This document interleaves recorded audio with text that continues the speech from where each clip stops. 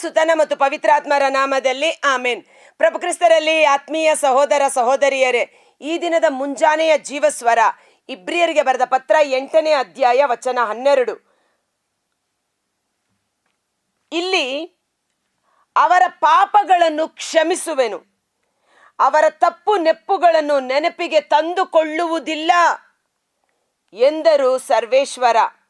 ಇಲ್ಲಿ ಹೊಸ ಒಡಂಬಡಿಕೆ ಎಂದು ಹೇಳಿ ಹಿಂದಿನದನ್ನು ಹಳೆಯದಾಗಿಸಿದ್ದಾರೆ. ಹಳತಾದುದು ಹಾಗೂ ಮುದಿಯಾದುದು ಅಳಿದು ಹೋಗುವಂಥದ್ದಾಗಿದೆ. Praise the Lord, hallelujah. ಇಲ್ಲಿ ಸರ್ವೇಶ್ವರನಾದ ದೇವರು ತನ್ನ ಜನರೊಟ್ಟಿಗೆ ಒಂದು ಹೊಸ ಒಡಂಬಡಿಕೆಯನ್ನು ಮಾಡಿಕೊಳ್ಳುತ್ತಿದ್ದಾರೆ. ಆ ಹೊಸ ಒಡಂಬಡಿಕೆ ಏನೆಂದರೆ, ನಾನು ನನ್ನ ಜನರ ಪಾಪಗಳನ್ನು ಕ್ಷಮಿಸುತ್ತೇನೆ, ಅವರ ತಪ್ಪು ನೆಪ್ಪುಗಳನ್ನು ನಾನು ನೆನಪಿಗೂ ತಂದುಕೊಳ್ಳುವುದಿಲ್ಲ ಎಂಬುದಾಗಿ.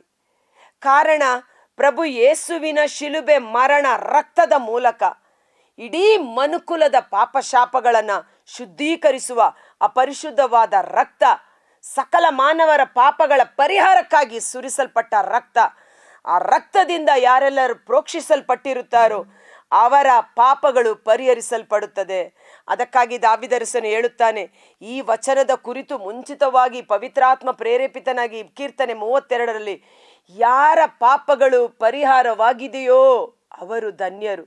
ಕಾರಣ ಎಲ್ಲರೂ ಪಾಪಿಗಳೇ, ಎಲ್ಲರೂ ಪಾಪ ಮಾಡುವವರೇ.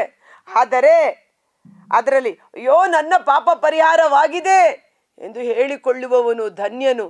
ಯಾರು ಪಾಪಗಳಿಂದ ಬಿಡುಗಡೆಯನ್ನು ಹೊಂದಿಕೊಂಡಿದ್ದಾರೋ ಅವರು ಧನ್ಯರು ಎಂಬುದಾಗಿ. ಇಲ್ಲಿ ಸರ್ವೇಶ್ವರನಾದ ದೇವರು ನಾನು ನನ್ನ ಜನರ ಪಾಪಗಳನ್ನು ಕ್ಷಮಿಸುತ್ತೇನೆ ಎಂದು ಹೇಳುವಾಗ, ಯೇಸುವಿನ ಮಕ್ಕಳಾದ ನಾವು ಪರಸ್ಪರರ ಪಾಪಗಳನ್ನು ಕ್ಷಮಿಸುವ ಹಂಗಿನಲ್ಲಿದ್ದೇವೆ.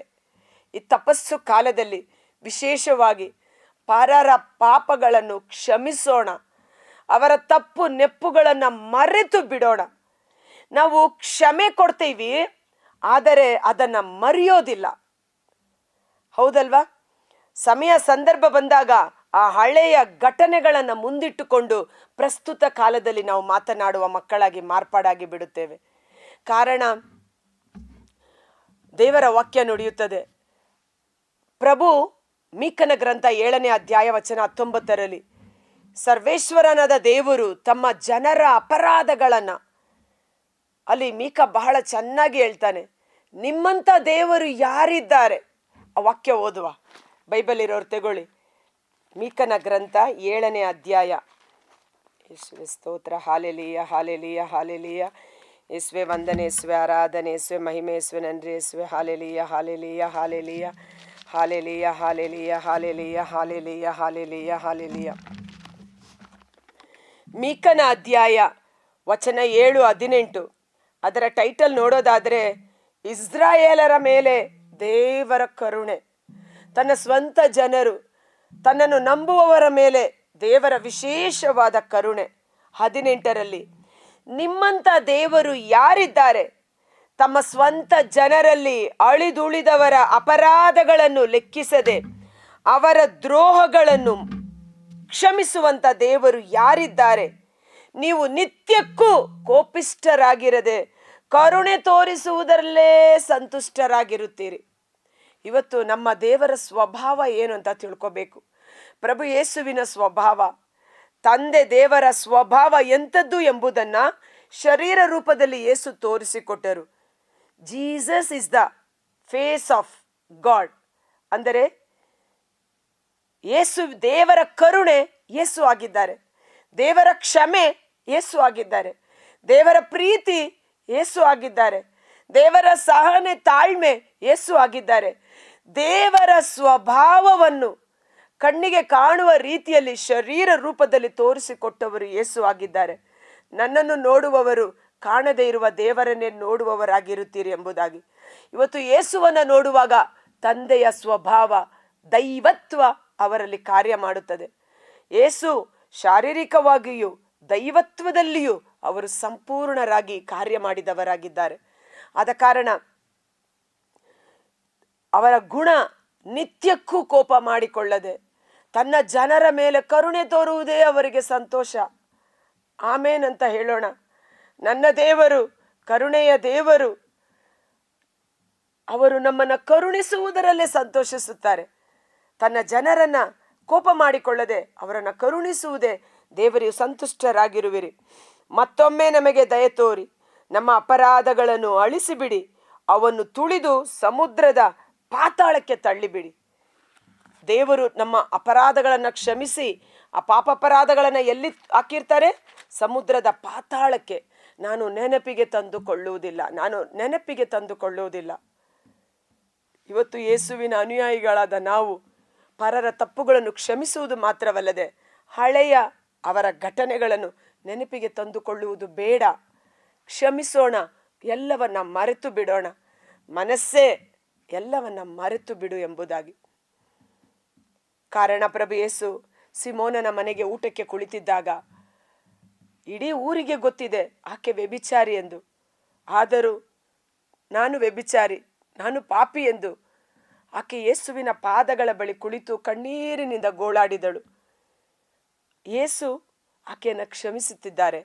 ಆಕೆ ಪಾಪದ ಕ್ಷಮೆ ಕೇಳುತ್ತಿದೆ. ತನ್ನ ಅಸಹ್ಯ ಜೀವನ ಬೇಡ ಎಂದು ಬಯಸುತ್ತಿದೆ. ಆದರೆ ಊಟಕ್ಕೆ ಕರೆದ ಸಿಮೋನ ಮನಸ್ಸಿನಲ್ಲೇ ಲೆಕ್ಕ ಹಾಕುತ್ತಿದ್ದಾನೆ.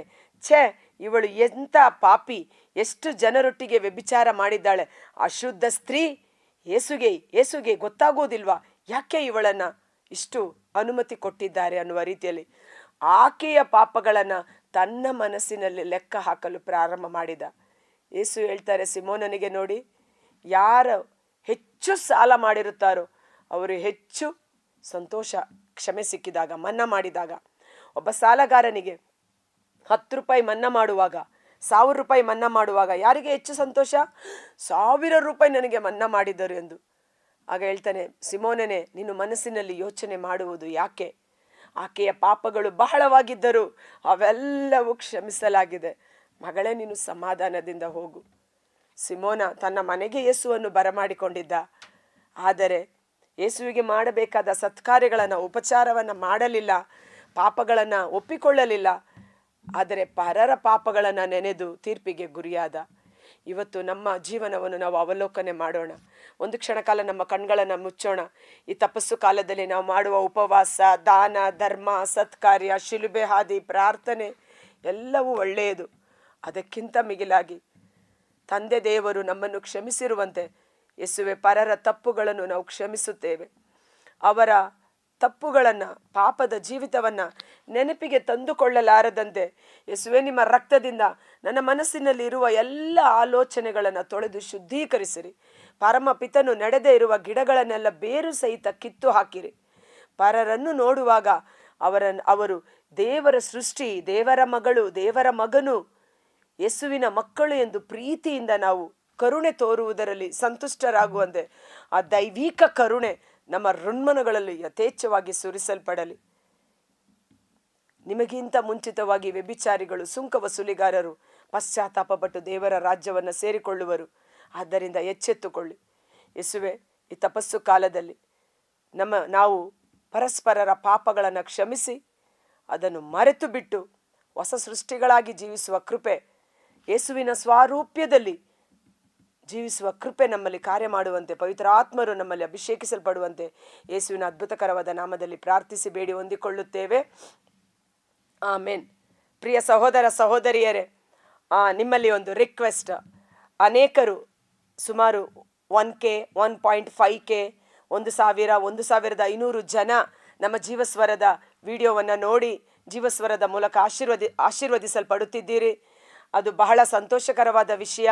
ಎಲ್ಲಕ್ಕಿಂತ ಮಿಗಿಲಾಗಿ ಮಹೋನ್ನತ ದೇವರಿಗೆ ಮಹಿಮೆಯಾಗಲಿ. ಆತನಿಗೆ ಸದಾ ಸ್ತುತಿ, ಸ್ತೋತ್ರ, ಕೃತಜ್ಞತೆಗಳು ಸಲ್ಲಲಿ. ನಿಮ್ಮಲ್ಲಿ ಒಂದು ರಿಕ್ವೆಸ್ಟ್ ಮಾಡಿಕೊಳ್ಳೋದೇನೆಂದರೆ, ನೀವು ವಾಕ್ಯವನ್ನು ಕೇಳಿ ಆಶೀರ್ವದಿಸಲ್ಪಡುವುದು ಮಾತ್ರವಲ್ಲದೆ ಅದನ್ನು ಪರರೊಟ್ಟಿಗೆ ನೀವು ಶೇರ್ ಮಾಡಿಕೊಂಡಾಗ ನೀವು ಸಹ ನಮ್ಮ ಸುವಾರ್ಥ ಕಾರ್ಯದಲ್ಲಿ ಭಾಗಿಗಳಾಗಿ ಅದರ ಪೂರ್ಣ ಆಶೀರ್ವಾದವನ್ನು ಹೊಂದಿಕೊಳ್ಳುವಿರಿ.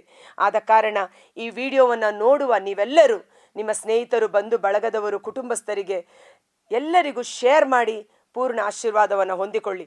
ಪ್ರಭು ಯೇಸು ಕ್ರಿಸ್ತರ ಶಾಂತಿ, ಸಮಾಧಾನ, ಪವಿತ್ರಾತ್ಮರ ಅನ್ಯೋನ್ಯತೆ, ತಂದೆ ದೇವರ ವರಪ್ರಸಾದ ನಮ್ಮೆಲ್ಲರ ಕುಟುಂಬಗಳಲ್ಲಿ ಕಾರ್ಯ ಮಾಡಲಿ. ಆಮೇನ್.